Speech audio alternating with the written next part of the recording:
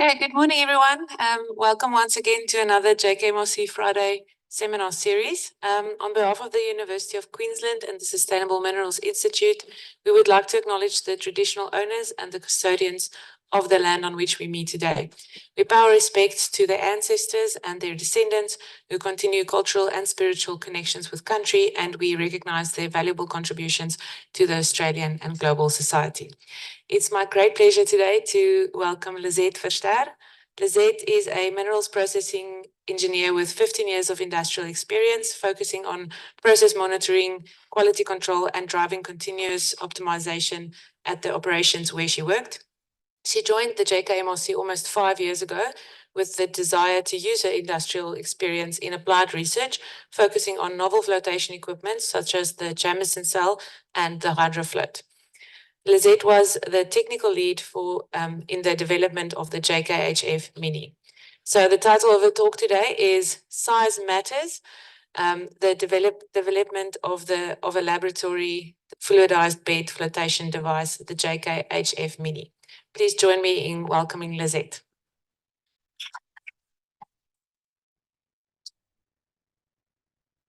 Thank you, Kristy, for that introduction.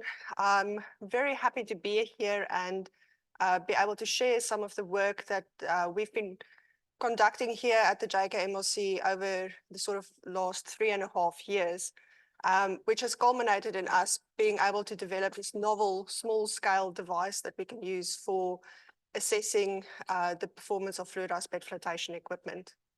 Now, before I go into the actual development of the unit, I am going to take a step back and also give you a bit of context as to the research program within which this project lives, and give you a bit of a background around why it is important and why it's such a big research focus here at the JKMRC to look at ways of doing coarse particle flotation in our minerals processing circuits.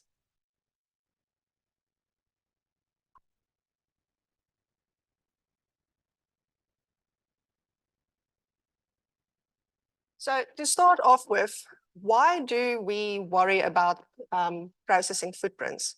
Well, first up, over the course of many years, we've seen that we've been experiencing escalating demand in minerals due to greater industrialization, but also more recently due to the green economy transition and us electrifying a lot of our energy needs.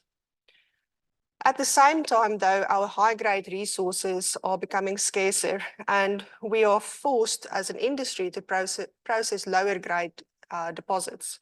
What this means, though, is that more tons are processed to achieve the same quantity of metals. The way we've dealt with this in the last couple of decades especially has been to increase the size of our mining operations and the equipment we use. So this equipment has just been getting bigger and bigger, but what we really need to do is look at new ways of solving these challenges and meeting the energy demand, the mineral demand for. Oh, I'm still not getting it to work. There we go. On top of this, our minerals processing plants are heavily reliant on our comminution circuits. This is the process where we render material, mineral ores, amenable to treatment by flotation by reducing its size. So normally we reduce particle sizes down to about 150 micrometers before we try and separate it using flotation. And we need to reduce this particle size to be able to liberate the minerals that we're interested in recovering. It is, however, the most energy-intensive process in all of mineral beneficiation and accounts for upwards of 40% of the energy demand of any processing circuit. And it's estimated that for base metals alone, this would account for about 0.4% of the total energy demand worldwide. So we've talked about a little bit, why do we need to spend so much energy and so much on crushing and grinding rocks? Well, conventional flotation operates efficiently at 10 microns. So we need good control of our comminution circuits to really hit this narrow size range where we can achieve separation. And this is all driven by mineral liberation. Improved liberation allows us to improve the rejection of barren particles and hence increases our separation efficiency. And the particle size at which this liberation occurs is dependent on a number of factors, including ore hardness, the mineral texture, and association of minerals in the ore. So what we're aiming for is for an ore to be ground to the right size with well-liberated phases ready for flotation. And flotation is really the heart of a lot of our mineral processing circuits. It's one of the most common physical separation processes used. It's often the first step in beneficiation before subsequent metal extraction and recovery. And its purpose is to upgrade or enrich an ore by rejecting waste products. Now, conventional mechanical flotation, we've noted, is highly inefficient in recovering poorly liberated, especially coarse particles in the range of larger than 200 microns. This is driven by the larger particles being more difficult to suspend in the mechanically agitated cells, but also being subjected to higher rates of bubble particle detachment during the flotation process. Now, we can overcome poor suspension to a degree by increasing turbulence, in other words, putting more energy into the cell, improving baffle design or impeller design. But unfortunately, higher turbulence oftentimes results in higher detachment. So, and this has historically driven the need to therefore ground down our ore to very fine sizes to process. So as I've said, we need better solutions if we want to solve the challenges we face in industry with higher demand and lower ore grades and being more efficient at how we extract minerals. One of the ways we can achieve that is with the use of coarse particle flotation. It has been described by Robin Batterham as a technology for processing coarse particles by flotation would be one of the foremost areas where significant improvements are possible. But in order to achieve this, we really need to change the way in which we float minerals. It requires a complete shift in hydrodynamics. We need to look at how we can enact maintaining. If we can make this work, though, the novel technology could potentially reduce our comminution energy requirements by up to 40%. It will significantly impact on our global energy and water use, with a meaningful reduction in greenhouse gas emissions and climate change mitigation. It also will enable us to more safely dispose of tails because the tails would be coarser and we would be able to recover the water from tails a lot better. As with anything though, this new technology carries risk for implementation, which oftentimes results in slow industry uptake. Historically, the mining industry is quite risk adverse. So what's needed? Well, this is where we identified the gap in terms of the research that we need to provide for industry to have confidence in implementing this new technology on a global scale. So one such device that could potentially aid in coarse particle flotation is fluidised bed flotation. So this is a novel technology where bubbles and particles come into contact with a free-phase liquid. It has good contact efficiency and low turbulence in the cell. There are currently two main technologies available, the HydroFloat and the NovaCell. And if you look at some of the early results from this, it really is a potential game-changing technology. We are able to, on the left-hand side, we are able to recover particles with low liberation or a small amount of exposed surface area much better than in conventional systems. And we can also efficiently recover coarse particles up to 600 micrometers in size when you look at the right-hand slide or the right-hand graph. Now, one of the questions would be like, how would you implement this in a minerals processing circuit? Well, one possible circuit would be to use coarse flotation upfront and reject, basically for the early rejection of barren particles, which means you can then coarsen your tails and reduce your grinding requirements downstream. Another option would also be to use this as a tailings scavenger application, where you'd use coarse particle flotation at the back of your flotation circuit to recover any coarse particles that wasn't recovered in the conventional circuit. So we've got this new technology, but with the new technology, there's always new challenges. And even though the technology in mining terms or in mining years is still relatively young, being about 25 years since it was first developed, so we still have a great many of unknowns, some of which is around the question, what is the best placement of the equipment in our minerals processing circuits? How do we predict its performance to know what recoveries we would achieve? How do we effectively scale it up for design? And how would this circuit overall affect our mass balance, our water balance? How would we leverage it to really make use of its inherent capabilities to reduce energy requirements as well? So to take a little step, what we've spoken about in this is really the fact that coarse particle flotation is a key technology that we can enable early gang rejection or reprocessing or scavenging of tails.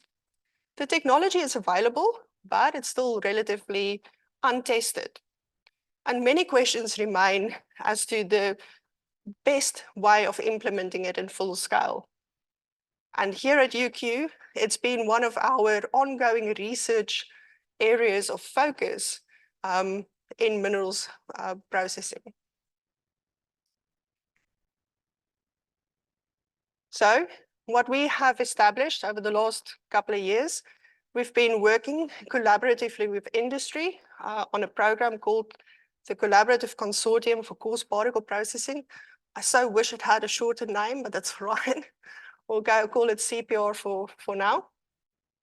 And this is a program that was established in October 2020 with a 5-year runtime being managed here at the Sustainable Minerals Institute. And the aim of this program is really to enable efficient and coordinated research aimed at producing practical applied solutions to industry around solving this issue for coarse particle processing. And we have developed a number of aims to achieve these applied solutions through looking at how can we maximize the recovery of coarse particles. How can we predict its performance?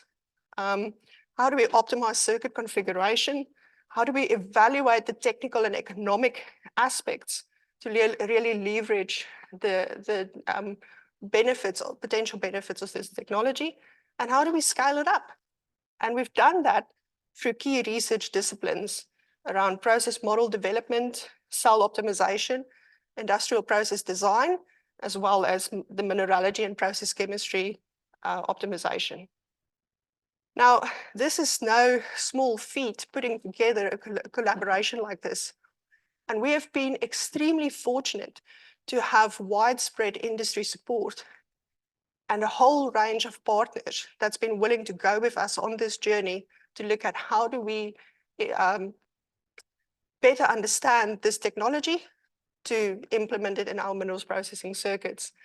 And if I can quickly count, we've got 6 mining companies, 1 equipment supplier, and also some support from the Complex Ore Bodies program that was also run here at the Sustainable Minerals Institute.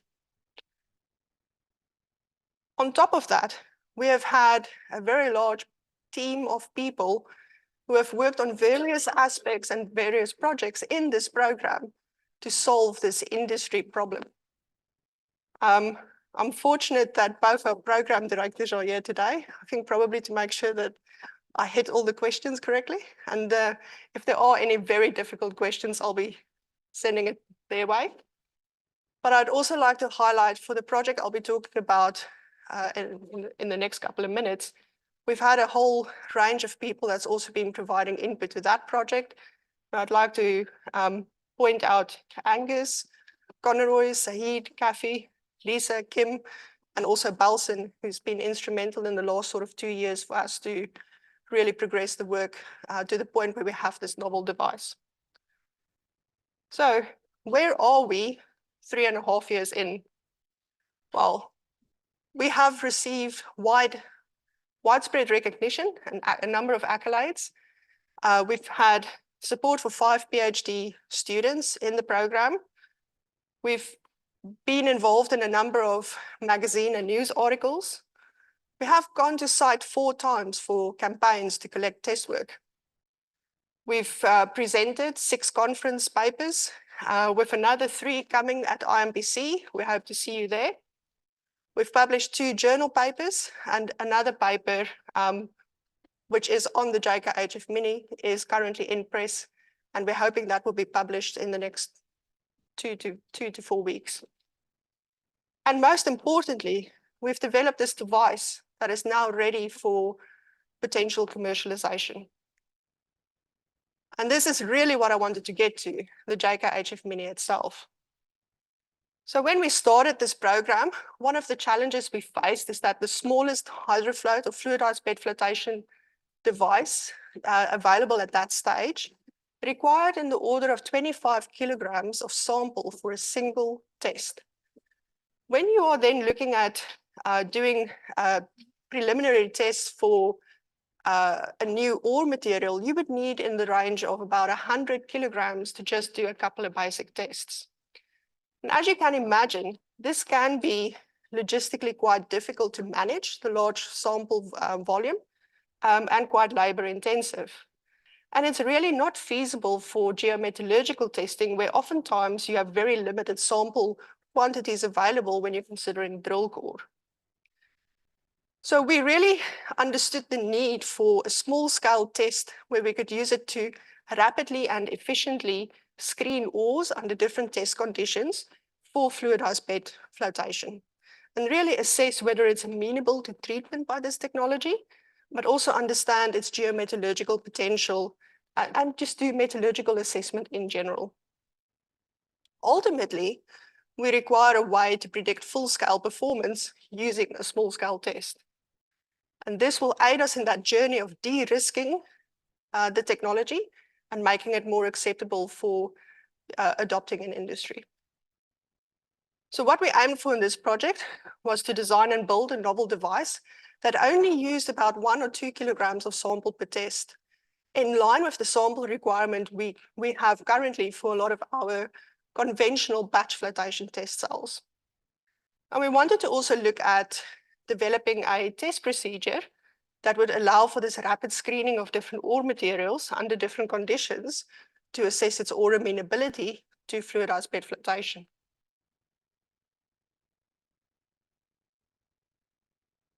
So first step was to think through what a conceptual design would look like for such a device. It had a couple of requirements. We needed it to be robust, simple to use, and it needed to mimic the hydrodynamic conditions in the fluidized bed flotation devices in industry. The sample required should be small, and we needed to be able to adjust the main performance variables, which in this case is your fluidization water rate and your airflow rate. So the conceptual design that meets this criteria is shown up on this. Consists of a transparent column that is to the top chamber at the start of the test. And we then add a mixture of air and water that enters the top chamber through, then fluidize the concentrate launder. Fluidization water is added at the base of the plenum below the perforated plate, and air is added via a sparger. So this perforated plate and sintered disc provides back pressure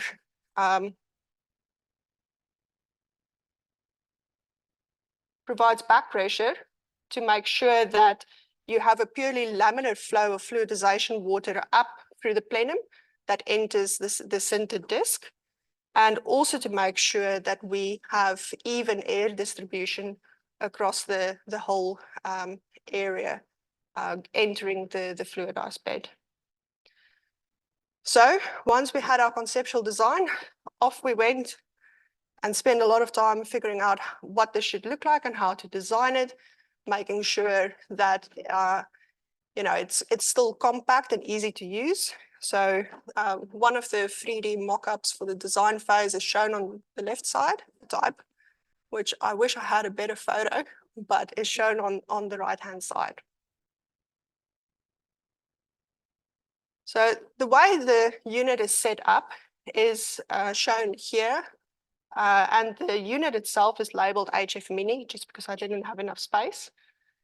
So fluidization water is supplied via a water tank that's continuously pumped and circulated back to the water tank with a takeoff line with a rotameter that you can use to control the amount of fluidization water you send to the unit. You can measure the bed height of the unit using graduated markings on the side while it's in operation. And then air is also supplied and adjusted via a rotameter. So concentrate is collected using a screen while it's in operation, and then all the water is recirculated back to the processed water tank. You can change these screens out as you do testing, so that you can also collect what we call timed concentrate samples, and to look at the performance of the concentrate you're collecting as the test progresses. Now, the test requires about 50 liters of water to operate properly. And any reagents we add, we make sure to add it on an equivalent solution basis in line with the reagent dosages on industrial scale cells. So once we had all of this set up, the next aim we wanted to achieve was to see if we could develop a amenability testing procedure. And I've shown it up here as a diagram of what that entailed. And this was really for the proof of concept testing. So the ore feed sample is crushed, screened, homogenized, split into 2 kilogram subsamples. And the particle top size at that point is about 3.35 millimeters.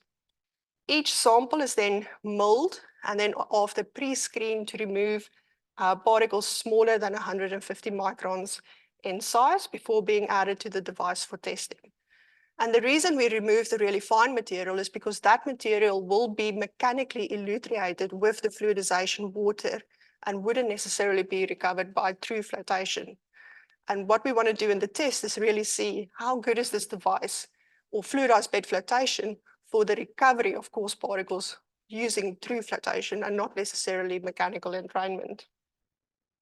So what we've done is we used 2 ores from our sponsors, and we prepared it such that they had similar PSDs or particle size distributions.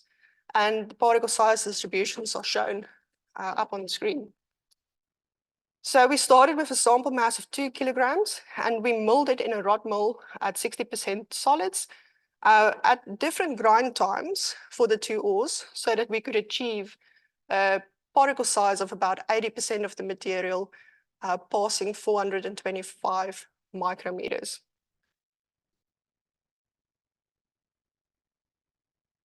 And what we then did was, one of the other key things with this device is we can actually assess fluidization behavior of the material independently of flotation. So here what I'm showing is 2-phase test work, where what we were doing was determining the minimum fluidization water flow rate required for the particles to actually fluidize. And what we were aiming to achieve was to observe the bed and see how that changed with time. One of the things we found with the device is that as we changed fluidization water rate, the system definitely responded, and we could see the changes as we changed parameters. It also responded differently for the 2 ores we tested. And for both of the tests, we could identify a well-formed fluidized bed and a distinct interface with what we call the freeboard, which is the area above the fluidized bed that's mainly water. If you pay close attention in the video, what you could also see is segregation of coarser particles at the bottom of the fluidized bed.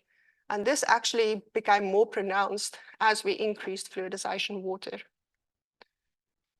So what we had found when we vary the fluidization water, you would see a decrease in the freeboard height. Now, freeboard height, if that decreases, basically what that means is your bed height in the unit increased.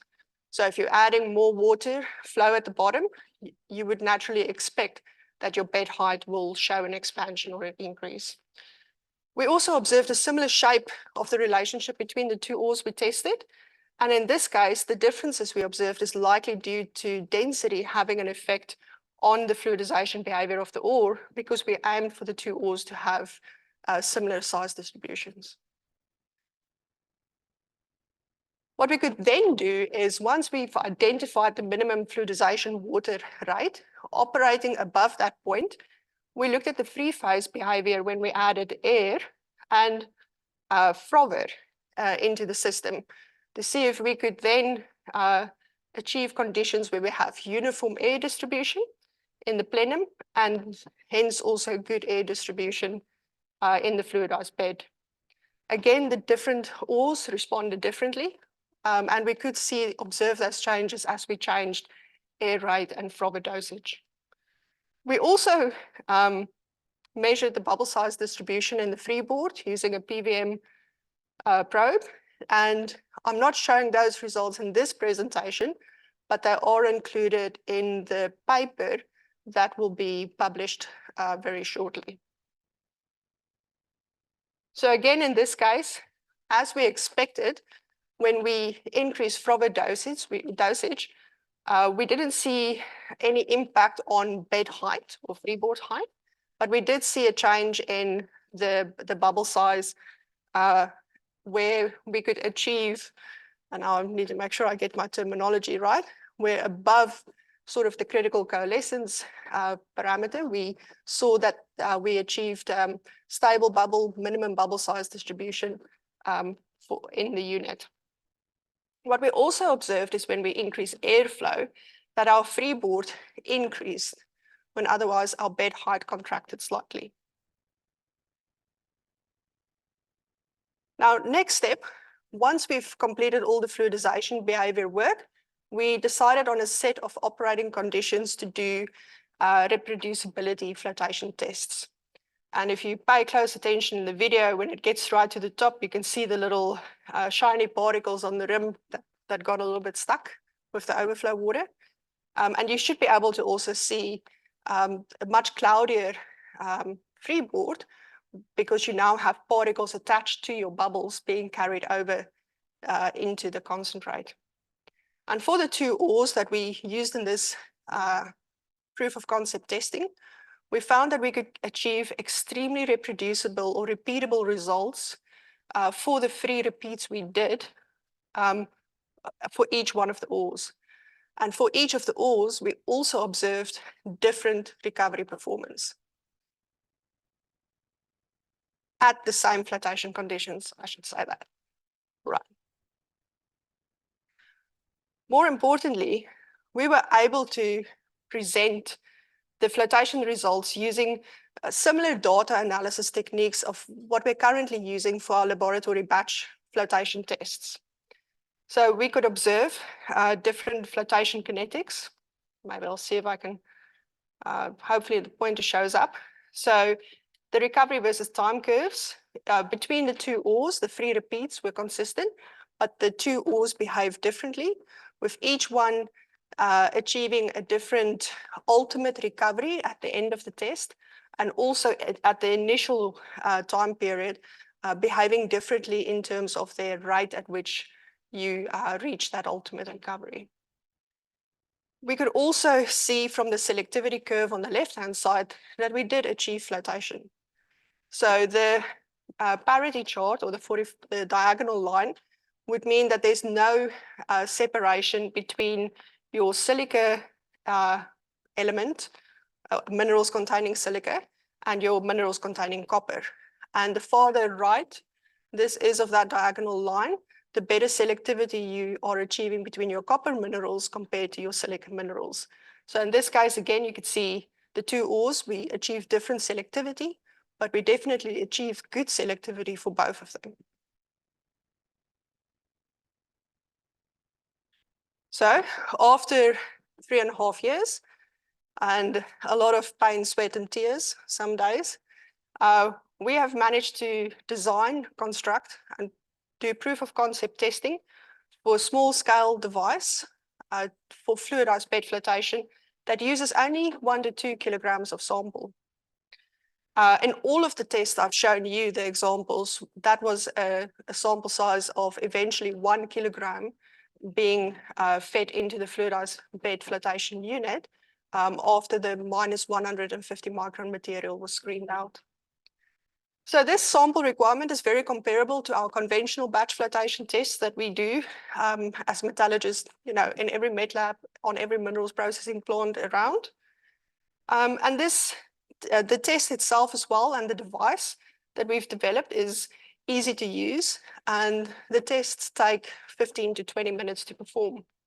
So you can do quite a number of these tests very rapidly to assess ore performance.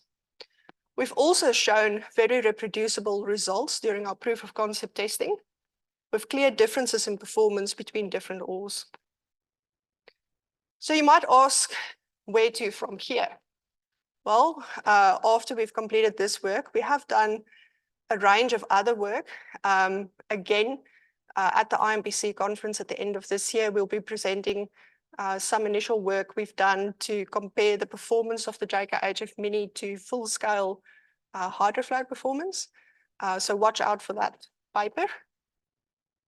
But we've also been extremely fortunate to receive funding from the Resources Technology and Critical Minerals Trailblazer Initiative, which is supported by the Australian Government Department of Education through their Trailblazer Universities program. Now, this initiative is a collaboration between Curtin University, James Cook University, and the University of Queensland, with the aim of accelerating innovation, commercialization, and research in the resources technology and critical minerals sector. So in this program, we are going to be focusing on the development of a scale-up procedure for the JKHFmini, and then hopefully commercialize the equipment for wider use in industry. Where we are currently, we've developed a prototype, and if you look at your technology readiness level, we've validated that in a lab setting, putting us at level 5. But we've also been in building prototypes that our industry sponsors are very keen to receive and actually test run on their operations and to put it through its paces, with the hope of them then providing us feedback on potential design improvements and their experiences with how the equipment provides them a tool to assess fluidized bed flotation.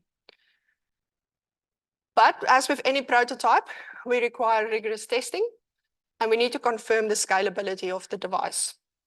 It's very uncommon for lab equipment to have a one-to-one scale-up, as I think any flotation person in the audience would agree with. And we usually require some sort of scale-up model to be able to predict full-scale performance from a laboratory test. So these scale-up models are based on usually empirical models of flotation behavior. And for fluidized bed flotation equipment, these models at the moment are still in development. So what we will be aiming for in this next phase of the work is to test the ability of the JKHFmini to predict full-scale fluidized bed flotation performance and to develop a scale-up procedure.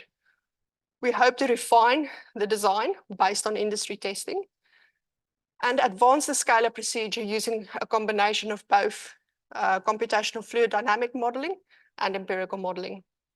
And we see the JKHFmini as being an essential component in this journey because it will provide the tool that we can assess ore characteristics and we can use it to calibrate our empirical models. Now, we hope this Trailblazer support will not only give us the opportunity to commercialize the prototype and develop the models and scale-up procedures for use in industry, and then transferring that knowledge for them to use, but also develop some capability in terms of being able to do design and optimization using CFD. But ultimately, for the mining industry, to use this device, the scale-up procedure and the models to gain that confidence in adopting the technology that it can improve its overall productivity and sustainability. And with that, I'd like to acknowledge all of the sponsors of the collaborative consortium for coarse particle processing. I so wish that was shorter. That are shown up there, as well as the support we've received from the ARC Center of Excellence for enabling eco-efficient beneficiation of minerals. That one's even worse. We also would like to thank Chemtech, who helped with supply of the reagents we used in the test work, and Mick and Daniel, who are both in the audience. Thank you so much for your input as well in terms of helping us with design drawings and the actual construction of the prototype. What I'd like to leave you with is just, I think, some really pretty images of coarse particle flotation in action. So these are actual bubble images with coarse particles attached during the test that we performed. So these particles are on average about 400 microns in size. And the view plane on this is about 2 millimeters. So those bubbles are also in the order of 300 to 500 micrometers in size. Thank you very much.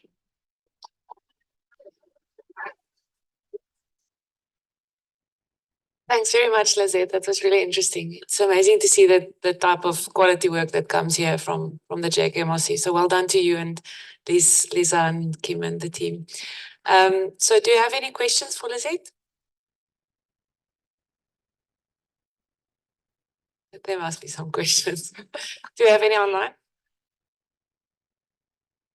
So Dev asked a question, is it not too expensive to have two-stage flotation? Would there be greater benefit to use it to extend the particle size using it, the unusual place of flotation in the flow sheet, and reduce size reduction at the milling stage?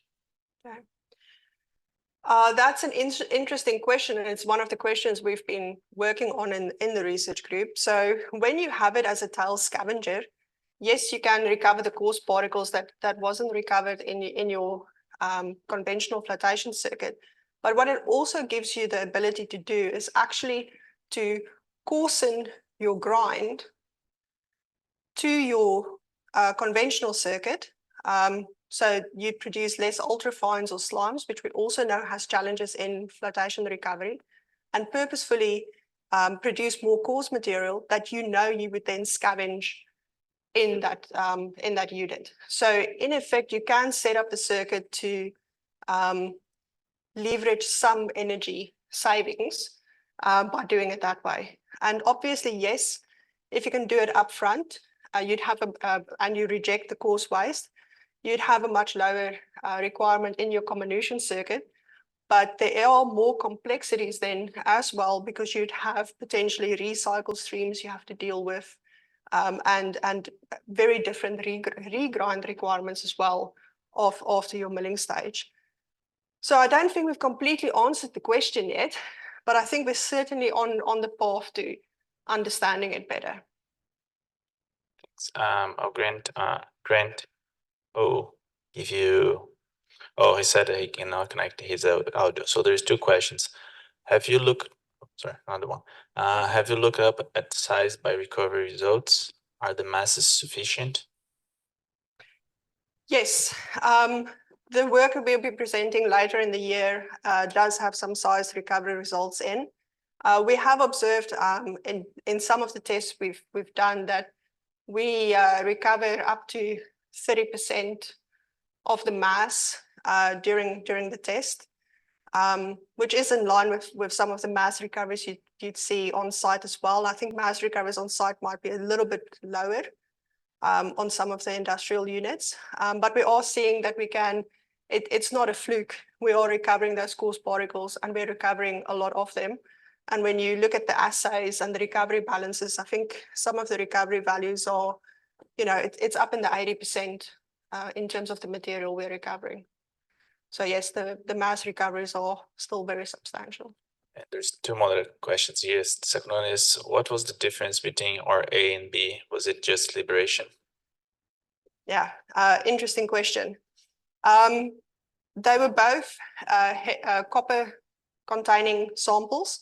I can't recall the feed grades off the top of my head at the moment, but what likely drove differences in performance between those ores could be liberation related, because we did aim for the same particle size for the proof of concept testing. What we can do going back for the ore that showed a slightly lower recovery is assess whether, if we maybe reduce the top size from 425 to 300 microns, whether we then see improved liberation that should translate into higher recovery. But definitely the prototype, what we can see is that it's sensitive to changes in the feed that you use in the test, so which is a big tick for wanting to do geomet evaluation.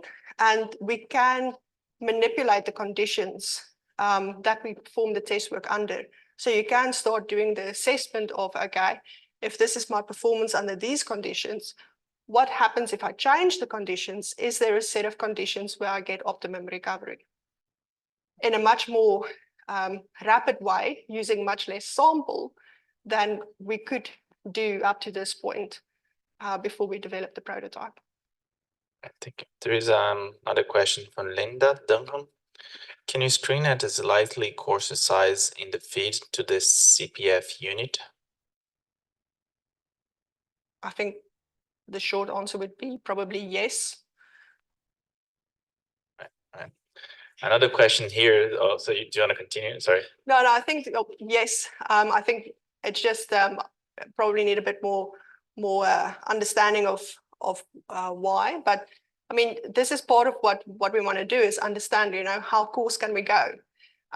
What length, that ore type, what lends itself to fluidized flotation, bed flotation. So again, it comes down to, yes, you can change conditions, you can check what the recoveries are, and there is a potential to go even coarser.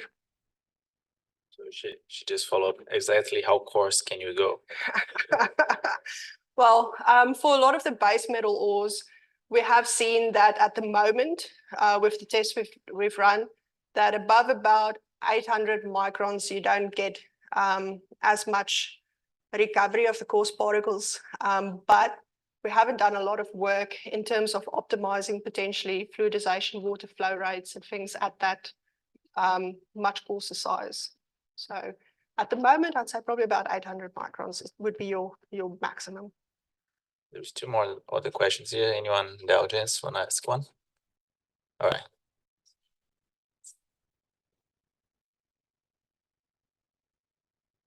Thanks for a great talk, Lizette.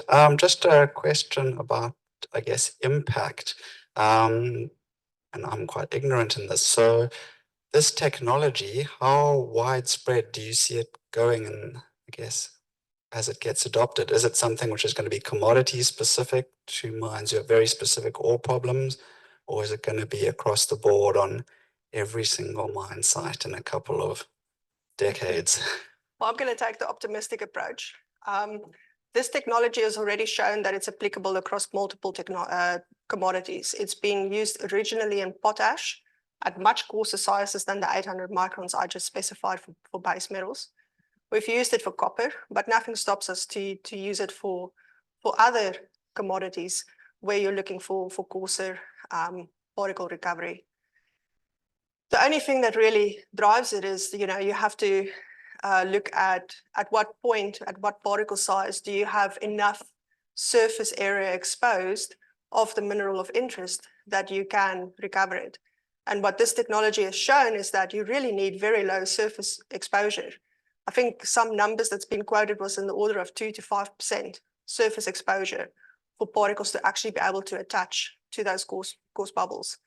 And handballing, I can see Lisa would like to jump in and extend that. So my optimistic view, I would like to see it adopted very widely in industry. The goal is one in every lab. Well, for the device, definitely. Yeah, but for the technology in general, I don't think it's limited by commodity type or necessarily even mineralogy. It can deal with a range of different mineralogies because you only need a small amount of surface exposure for it to actually work relatively well. All right, so there is another question from Mike Samos. Have you compared the optimum particle size for the test unit versus that indicated by conventional light flotation kinetic test? Was the optimum point the same between the equipment? Oh, I think I need to see that question. I'm struggling. Could you just repeat that? Sorry, it's a geologist trying to understand a little bit of flotation. Have you compared the optimum particle sizing for the test? Oh, he can ask online, Mike, if you can speak.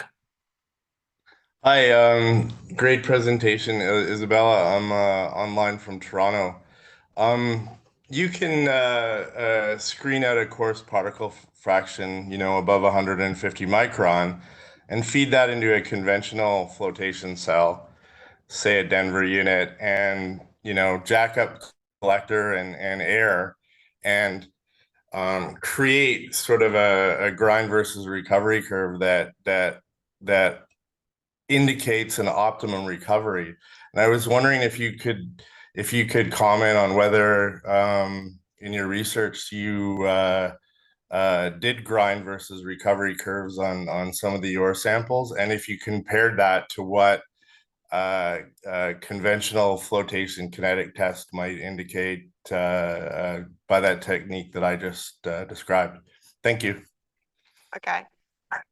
I'll try and answer all of this, and I might ask Kim to add something. So in the current testing procedure, we screen out the minus 150 micron material and keep the plus 150.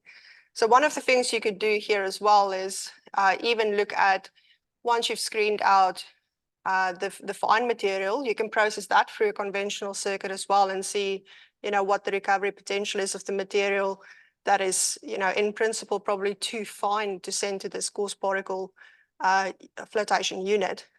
For the plus 150 micron material, we haven't done at this point head-on comparison between what that flotation response would be in a conventional, say, batch test or Denver float cell versus what we've observed in the JP, considering in the Trailblazer program to do some comparison. But we have had Balson, who's also part of the team. I mean, he did some PhD work for his PhD, showing doing a comparison at that point between the Denver batch cell and the HF150, which is a larger fluidized bed flotation device or a lab device. And he showed in his work that, again, the Denver batch, in the Denver batch cell, you achieve much lower recovery potential for those coarse particles than in the hydrofloat, even when you try to, change conditions like increasing collector up to a point. And maybe either Kim or Balson can add on to that.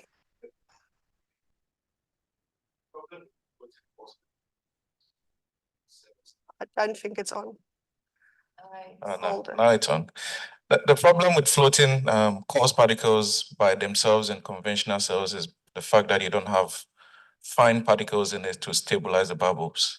So in most cases, you would require fine particles to stabilize the bubbles in the cell. And once you remove the fine particles from the feed, it's very difficult to stabilize anything. So hardly do you see any form of recoveries in conventional cells when you're floating just coarse particles. That's also a good point. So I hope that's answered part of your question. But I think what I'll also say is just watch the space. Now that we've got the prototype, because this was the first phase, is making sure that we think we've got a prototype that works well. We can start looking at all of these research questions and doing it in a systematic way. Right, there is another question from Dev. Can you please discuss the applicability of the method over dry ore sorting? I think they both have a role to play in our toolbox of technologies to improve efficiency in our mineral processing circuits. So when you're looking at ore sorting, that usually is done at much coarser sizes than what we're talking about for coarse particle flotation in the ore. Does it lend itself to, say, ore flotation? I think as with ore sorting, they both have a role to play in gang rejection. And what I am hopeful for is that if we have more of these technologies that we can go back to and use in our toolkit, that we would get a lot smarter about how we integrate them in our processing circuits to maximize our sustainability and reduce our energy requirements going forward.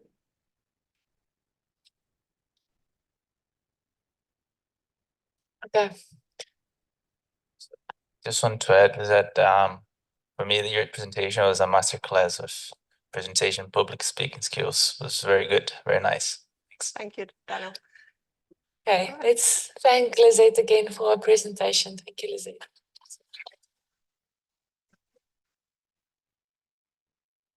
Okay, so next week we have Teresa Geralda from UQ-CENV talking about microanalytics, magmas, and energy critical minerals. So hope to see you all there. Thank you very much.